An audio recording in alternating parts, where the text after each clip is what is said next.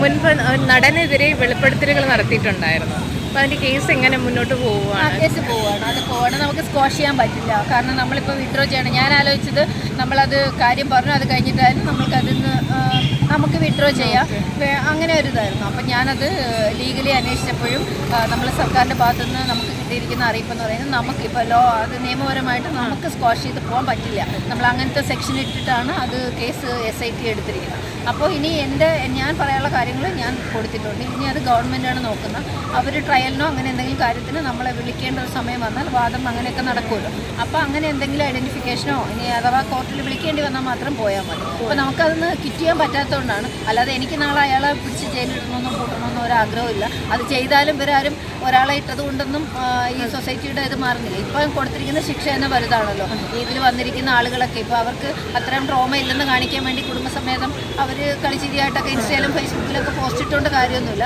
അവർക്കുള്ളിൽ അവർക്കൊരു തീ ഉണ്ടാവുമല്ലോ സ്വാഭാവികമായിട്ട്. അത് മതി. ഇവർ മാത്രമല്ല, ഇതൊക്കെ ഇപ്പോൾ ഞാൻ പറഞ്ഞ നടനല്ല, അതിനെക്കാട്ടിയും വലിയ ക്രൂരത ചെയ്ത ആൾക്കാരാണ് ഇപ്പോൾ സൈഡിൽ നിൽക്കുന്ന ആൾക്കാർ. അപ്പോൾ അവരെ സംബന്ധിച്ച് അവർക്കിപ്പോൾ കിട്ടിയിരിക്കുന്ന മെൻ്റൽ പെയിൻ തന്നെ ധാരാളമാണ്. അപ്പോൾ അതിൽ നിന്നൊക്കെ ഒരു മാറ്റം എന്ന് പറയുന്നത് നമ്മളിപ്പോൾ പറഞ്ഞു വെക്കുന്നത് ഇപ്പോൾ എന്നെപ്പോലൊരു വ്യക്തിയുടെ പ്രശ്നങ്ങളല്ല. ഞാൻ സംസാരിച്ചത് മുഴുവൻ സ്ത്രീകൾക്കും വേണ്ടിയിട്ടാണ്, മുഴുവൻ ആളുകൾക്ക്. കാരണം അത് സിനിമാ മേഖലയിൽ നിന്ന് മാത്രമല്ല, പെൺകുട്ടികൾ എവിടെ പോയാലും അവരുടെ ഒരു സേഫ്റ്റി, അവർക്ക് എന്താ പറയുക, സുരക്ഷിതമായിട്ട് പോയി പണിയെടുത്ത് അവർക്ക് അവരുടെ എന്ത് പണിക്കാനും പോയിട്ട് അവർ അഭിമാനത്തോടെ തിരിച്ചു വരണം. അവിടെ പോയിട്ട് അഭിമാനം പണയം വെച്ചിട്ടല്ല അവർ തിരിച്ചു വരേണ്ടത്. അപ്പോൾ അത് സിനിമാ മേഖലയിൽ എവിടെയായാലും. അപ്പോൾ അത് അങ്ങനെ ഒരു മാറ്റത്തിന് വേണ്ടിയിട്ട് ഇതിനെ ഇടയാക്കി എന്നുള്ളത് വലിയ സന്തോഷമുണ്ട്. പിന്നെ ചില ആളുകൾക്ക് നമ്മളെ ഈ സമയത്ത് ഇവിടെ വന്നതിൽ ഒരു 99% ആളുകളും നമ്മളോട് ഐക്യദാർഢ്യം പ്രഖ്യാപിച്ചു, ഒരുപാട് നല്ല കാര്യങ്ങൾ പറഞ്ഞു, സിനിമാക്കാർ അവരുടെ സ്നേഹം അറിയിച്ചു. ഒരുപാട് സന്തോഷം. വലിയ സംവിധായകരായാലും അല്ല, വളരെ കുറച്ച് ആൾക്കാർ മാത്രമേ ഉള്ളൂ അതിൽ കള്ളന്മാർക്ക് കഞ്ഞി വെച്ച് കൊടുക്കുകയും അല്ലെങ്കിൽ അവർ പെൺകുട്ടികളെ മിസ്യൂസ് ചെയ്യുകയും ഇനിയും മിസ്യൂസ് ചെയ്യാൻ അവരുടെ മൈൻഡിൽ സെറ്റാക്കി വെച്ചിരിക്കുകയും ചെയ്യുന്ന ആൾക്കാർ പിന്നെ ഇങ്ങനെ മറ്റുള്ളവരുടെ അടുത്ത് പോയി ചാൻസിന് വേണ്ടി എല്ലാ അഡ്ജസ്റ്റ്മെൻറ്റിനും തയ്യാറായ ഒരു വിഭാഗം സ്ത്രീകൾ മാത്രമേ ഉള്ളൂ. നമ്മളെ കാണുമ്പോൾ തിരിഞ്ഞു പോകുന്നത്. ഞാനത് മൈൻഡ് ചെയ്തില്ല. കാരണം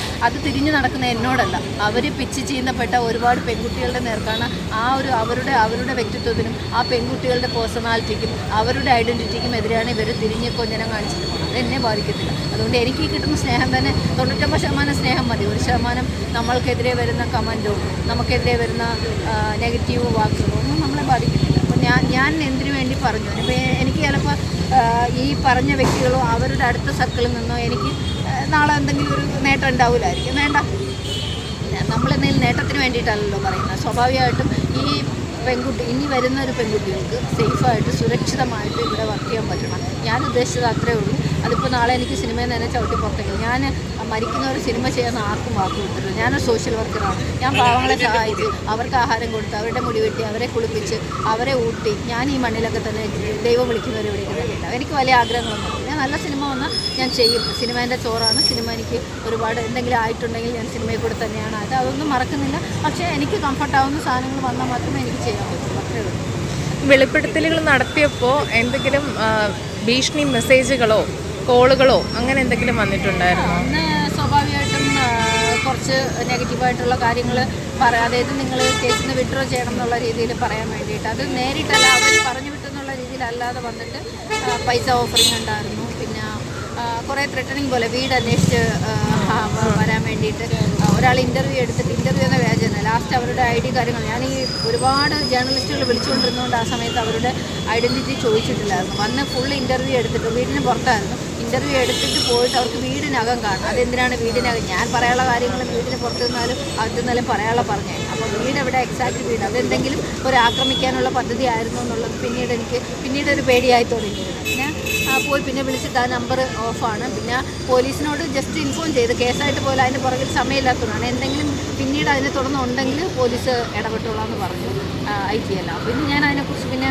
പിന്നെ വലിയ കുഴപ്പമില്ലായിരുന്നു. പിന്നെ ഒരു ലേഡി വിളിച്ചിട്ട് ജേർണലിസ്റ്റാണ്, എറണാകുളത്ത് നിന്നാണെന്ന് വിളിച്ചിട്ട് പറഞ്ഞു നിങ്ങൾക്ക് ഫാമിലി ഇല്ലേ? അവർക്ക് ഫാമിലി ഉണ്ട്, അപ്പോൾ ഇത് കേസ് നമുക്ക് വിഡ്രോ ചെയ്യണം, അങ്ങനെ ഒരു രീതിയിൽ പറഞ്ഞു. അപ്പം ഞാൻ പറഞ്ഞു അതെ, ഇപ്പം എൻ്റെ കയ്യിലല്ല, അതിപ്പോൾ ഓൾറെഡി നമ്മൾ ഗവൺമെൻറ്റിൻ്റെ ഭാഗത്തു നിന്ന് ഡിസിഷൻ അതെടുക്കുന്നത് ബൈ ഗവൺമെൻറ്റാണ്. സോ എനിക്ക് അതിനകത്ത് ഇനി നമുക്ക് റോളില്ല, നമ്മുടെ ഭാഗങ്ങൾ നമ്മൾ ചെയ്യുന്നത്.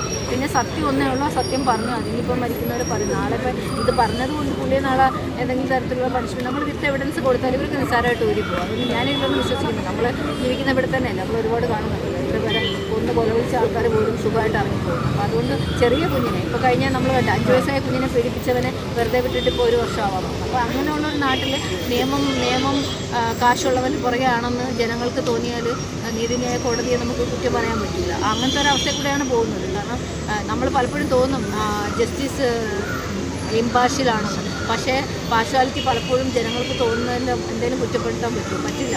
കാരണം അവിടെ ഇരിക്കുന്നത് മനുഷ്യന്മാരാണ്. അവരുടെ മൈൻഡ് സെറ്റ് മാറാം. ഒരു ജഡ്ജി എന്ന് പറയുന്നത് ദൈവം നേരിട്ട് അയച്ച ഒരു ഇതൊന്നുമല്ലല്ലോ. പക്ഷേ ഏറ്റവും ലോഡ് നീതിയുടെ ദൈവമാണ് ആ ജഡ്ജി എന്ന് പറയുന്നത്, നീതിയുടെ ദൈവമാണ്. പക്ഷേ ആ ലോ ഓഫ് ഗോഡിന് അത് കൃത്യമായിട്ടുള്ള ഒരു ഡിസിഷൻ എടുക്കാൻ പറ്റിയില്ലെങ്കിൽ അപരാധിയാകും, അപരാധി നിരപരാധിയാകും. അപ്പോൾ അത് നിയമത്തിലാണ് നമ്മൾ വിശ്വസിക്കുന്നത്. നിയമജ്ഞന് ന്യായാധിപനെ എങ്ങനെ വേണമെങ്കിലും ലാസ്റ്റ് ഫൈനൽ ഡിസിഷൻ അയാൾക്ക് എടുക്കാനുള്ള അവകാശമുണ്ട്. അപ്പോൾ അതിൽ ഒരാളുടെ ജീവിതം കിടക്കുന്നത് അവിടെയാണ്. അപ്പോൾ അതുകൊണ്ട് നമ്മൾ കണ്ടിട്ടുള്ള ഒരുപാട് വിവാദമായ ഒരുപാട് കേസുകളുണ്ട്. അപ്പോൾ ആ കേസൊക്കെ വെച്ച് നോക്കുമ്പോഴത്തേക്ക് നമുക്ക് അവിടെയൊക്കെ ജസ്റ്റിസ് കിട്ടിയോ നമുക്കറിയാം. ചെറിയ മക്കൾക്ക് കിട്ടാത്ത നീതി എനിക്കിവിടെ കിട്ടാനാണ്. 5 വയസ്സായ കുട്ടികൾ ഇപ്പോൾ ഇവിടെ തന്നെ നമുക്കറിയാം, അട്ടപ്പാടിയിലും അവിടെ എവിടെയും പീഡിപ്പിച്ച് കൊന്നു കെട്ടിത്തൂക്കിയ കുഞ്ഞുങ്ങൾ. അങ്ങനെ അതൊക്കെ ആലോചിക്കുമ്പോൾ നമുക്ക് ഭയങ്കര, നമ്മളിപ്പോൾ സിനിമയുടെ സന്തോഷത്തിൽ നിൽക്കുന്നതുകൊണ്ട് മക്കളെക്കുറിച്ച് ആലോചിക്കുമ്പോൾ സങ്കടം വരും. കാരണം ചെറിയ 5-6 മാസം അത്രയും ലൈംഗിക ദാരിദ്ര്യത്തിൽ ജീവിക്കുന്ന മലയാളികളാണ്, പ്രത്യേകിച്ച് മലയാളികൾ. ഇവിടെയാണ് ഏറ്റവും കൂടുതൽ അണ്ടർ ഏജിലുള്ള കുഞ്ഞുങ്ങളെ സെക്ഷലി പീഡിപ്പിക്കുന്നത്, അച്ഛന്മാർ ഉപദ്രവിക്കുന്നത് കേൾക്കുന്നു, സഹോദരന്മാർ പീഡിപ്പിച്ചുകൊണ്ട് പ്രഗ്നൻ്റ് ആക്കും. നമ്മുടെ നാടിന് ഇത് എന്ത് പറ്റിയെന്നുള്ളതാണ്. അപ്പോൾ ഈ മദ്യം, മയക്കുമരുന്ന് മനുഷ്യന് ചിന്തിക്കാനുള്ള, വിവേകപൂർവ്വമായി ചിന്തിക്കാനും തീരുമാനം എടുക്കാനുള്ള ശക്തി നഷ്ടപ്പെട്ടുകൊണ്ടിരിക്കുകയാണെന്ന് എനിക്ക് തോന്നുന്നത്. പിന്നെ ഈ നമ്മൾ പറയുന്ന ഡിജിറ്റൽ യുഗം, ഈ ഡിജിറ്റൽ യുഗം നല്ലപോലെ നിങ്ങളിപ്പോൾ ഈ ഡിജിറ്റൽ യുഗം കൊണ്ട് നിങ്ങൾ നന്നായിട്ട് സമ്പാദിച്ച് നിങ്ങൾ അന്തസ്സായിട്ട് ജോലി എടുക്കുന്നു, മീഡിയ ആയിട്ട് പ്രവർത്തിക്കുന്നു. പക്ഷേ ഇതേ സാധനം ഉപയോഗിച്ചിട്ട് എത്രയോ ക്രിമിനൽസ് ഇവിടെ ജീവിക്കുന്നു, അവർ മിസ്യൂസ് ചെയ്യുന്നു കുട്ടികളെ. അപ്പോൾ ഇതിനകത്ത് നമ്മൾ തെറ്റിപ്പോവാനും നന്നാവാനുള്ള ചാൻസസ് ഉണ്ട്. അപ്പോൾ എന്ത് കാര്യവും നമ്മൾ എടുക്കുന്ന ഒരു തീരുമാനത്തിലാണ് ഇരിക്കുന്നത്. അപ്പോൾ ഇന്നത്തെ തലമുറയിൽ ഒരു ചെറിയ ശതമാനമെങ്കിലും വഴിവിട്ട് പോകുന്നത് ഡിജിറ്റൽ ഈ ഒരു ഗാഡ്ജറ്റ് വെച്ചിട്ടും, പിന്നെ നമ്മുടെ ലഹരി, എവിടെയും കിട്ടാവുന്ന ഒരു ലഹരി, അവന് സ്വന്തം അമ്മയും പെങ്ങളെ പോലെ തിരിച്ചറിയാത്തൊരു അവസ്ഥയിലേക്കേ പോകുന്നത്. അതൊക്കെ വളരെ ദുഃഖകരമായ അവസ്ഥയാണ്. അപ്പോൾ അതുകൊണ്ട് നാളെ നമ്മൾ എന്തെങ്കിലും ഒരു തെറ്റ് ചെയ്താൽ എനിക്ക് പണം ഉണ്ടെങ്കിൽ അല്ലെങ്കിൽ ഒരു പൊളിറ്റിക്കൽ ഹോർഡ് ഉണ്ടെങ്കിൽ എനിക്ക് ഇറങ്ങി വരാമെന്നുള്ളൊരു ധാരണ പൊതുസമൂഹത്തിനുണ്ട്. അതിൽ തെറ്റ് പറയാൻ പറ്റില്ലല്ലോ. അപ്പോൾ അത് ഓടുന്ന സമൂഹം അങ്ങനെയാണ്. അപ്പോൾ അതിലൊക്കെ നമുക്ക് ഒരു മാറ്റം വരണമെങ്കിൽ അത്രയും ആർജവമുള്ള സർക്കാരും, അതായത് ഒരു ഭരണാധികാരിക്ക് സ്വന്തം നാടിനോടൊരു കൂറുണ്ടാവണം.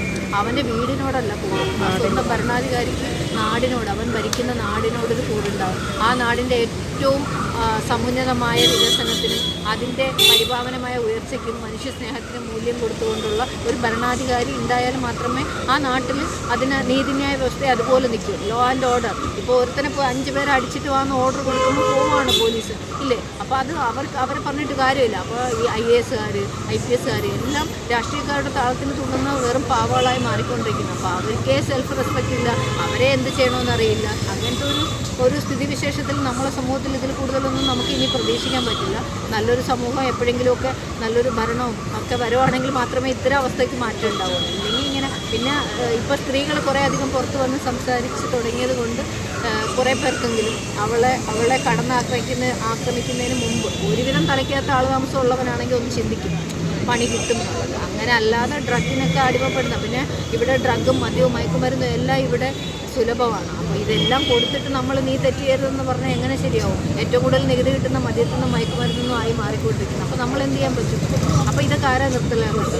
അതൊക്കെ വലിയ വിഷയമാണ്. നമ്മൾ അതിലൊക്കെ സംസാരിച്ച് പോയാൽ ഒന്നും കാര്യമില്ല. അപ്പോൾ അതുകൊണ്ട് അതൊക്കെ ആർജവമുള്ള സർക്കാരുകൾ വേണം. ഇപ്പം ഞാൻ 5 വർഷം കസേര ഇരിക്കുന്നു, എൻ്റെ വീടും കുടുംബവും നന്നാക്കുക, എനിക്ക് മാക്സിമം എൻ്റെ മക്കൾക്കും മരുമക്കൾക്കും ചെറുമക്കൾക്കും ആക്കുക, ഞാനങ്ങ് ഇവിടുന്ന് രാജിവെച്ച് പോവുക എന്നുള്ള വ്യവസ്ഥയിലാണ് ഒരുവിധമുള്ള ആളുകളൊക്കെ കസേരയിലേക്ക് വരുന്നത്, പോകുന്നത്. അപ്പോൾ അതുകൊണ്ട് നാട്ടിൽ വലിയ മാറ്റങ്ങളൊന്നും ഉണ്ടാവുമെന്ന് തോന്നുന്നില്ല. പിന്നെ മനസാക്ഷിയും നീതിയും നിയമവും ഒക്കെ ദൈവത്തിൻ്റെ കർസ്പർശമൊക്കെ എവിടെയെങ്കിലും കെട്ടുപോകാതെ എവിടെയെങ്കിലൊക്കെ ഉണ്ടാവും. അതാണ് ഒരു പിടിവള്ളി. സാധാ മനുഷ്യർക്ക്, നമ്മളെപ്പോലുള്ള സാധാ മനുഷ്യന്മാർക്ക് ഇവിടെ ഒരുപാട് പിഞ്ച് പെൺകുട്ടികൾ എത്ര നാൾ കളിച്ച് ചിരിച്ച് നമ്മളെപ്പോലെ ഇവിടെ വന്ന് ഇതേപോലെയൊക്കെ മേളയും ആഘോഷിക്കേണ്ട, കല്യാണം കഴിച്ച് അങ്ങനെ വിടർന്ന് വിലസിക്കേണ്ട ഇവിടുത്തെ പരിപാവനമായിട്ടുള്ള പിഞ്ച് മക്കൾ, ആ മക്കളെ കൊന്നവർക്ക് പോലും, അവരെ പീഡിപ്പിച്ചവർക്ക് പോലും അവർക്ക് എന്താണ്, അവർ വെറുതെ വിടുകയാണ്. അവർക്ക് ആരെങ്കിലും വലിയൊരു കാശ് കൊടുത്ത് വക്കീൽ വന്നു കഴിഞ്ഞാൽ അവർ വെറുതെ വിടുകയാണ്. അപ്പോൾ എത്രയോ മക്കളുടെ ആത്മാവാണ്. ഇപ്പോൾ ഈ മേള തന്നെ ശരിക്കും പറഞ്ഞാൽ എത്രയോ പേരുടെ കണ്ണീരിൻ്റെ മുകളിലാണ്. പിന്നെ നമ്മളൊരു ഓളത്തിൽ പോകുന്നു, ചലച്ചിത്ര മേളയാണ്, നമ്മൾ ആഘോഷിക്കണം. പിന്നെ ഇപ്പോൾ എന്നെ സംബന്ധിച്ച് എൻ്റെ മേള എനിക്ക് തരുന്നൊരു സന്തോഷം, ഞാൻ കഴിഞ്ഞ 15 വർഷമായിട്ട് എൻ്റെ ജീവിതത്തിലെ എല്ലാ ദുഃഖങ്ങളും മറക്കുന്നത് ചലച്ചിത്ര മേളയിലാണ്. അപ്പോൾ ഞാൻ അത്രയും സിനിമയെ ഇഷ്ടപ്പെടുന്ന ഒരു വ്യക്തിയാണ്, എല്ലാ മേളയ്ക്ക് എത്താറുണ്ട്. അപ്പോൾ അത് എൻ്റെ ഹൃദയത്തോടിരിക്കുന്നൊരു ഇതാണ്. ഒരുപാട് വിഷമങ്ങളുണ്ടെങ്കിലും പേഴ്സണൽ ലൈഫിൽ കുറേ പ്രശ്നങ്ങളും സ്ട്രഗിളൊക്കെ ഉണ്ടെങ്കിൽ അതെല്ലാം മറന്നിട്ട് ഈ ഒരു 10 ദിവസം ആഘോഷിക്കുക എന്നുള്ളതാണ്. അപ്പോൾ എല്ലാവരും ചിയറപ്പ് ചെയ്യുക, സിനിമ കാണുക, നല്ല നല്ല സിനിമകളിലൂടെ ഇനിയും ചലച്ചിത്ര മേളയെ അങ്ങനെ വിജയത്തിലെത്തിക്കുക.